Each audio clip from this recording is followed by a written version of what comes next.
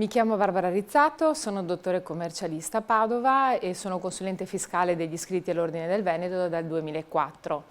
Il servizio di consulenza fiscale consiste in un orario di ricevimento settimanale, per cui io sono qui presente in sede una volta alla settimana, in particolare al mercoledì mattina dalle 9:30 alle 12:30. È possibile in quell'orario raggiungermi telefonicamente per un quesito telefonico, mandare una mail alla segreteria che poi ovviamente me la sottopone per la risposta o fissare anche un appuntamento individuale per un colloquio.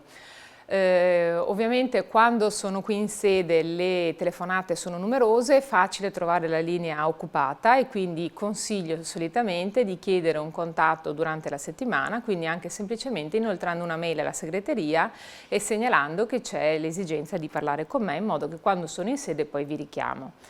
Oltre alle iniziative legate alla consulenza fiscale continuativa, vengono fatti ormai da diverso tempo degli incontri di approfondimento che possono essere legati alle tematiche le più varie a seconda delle esigenze del momento e anche delle normative magari approvate anno per anno in funzione della legge di stabilità, delle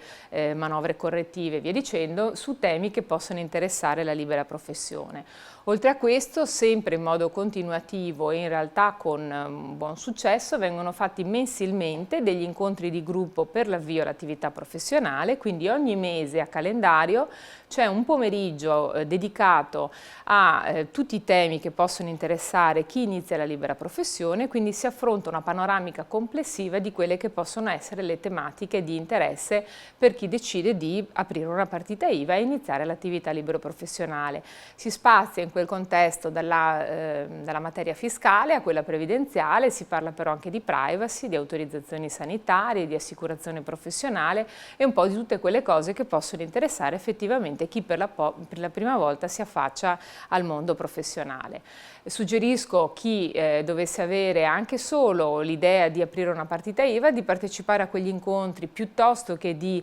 rivolgersi al servizio continuativo del mercoledì mattina, semplicemente perché c'è un tempo molto più ampio da dedicare ai vari argomenti e quindi la trattazione è molto più esaustiva e completa.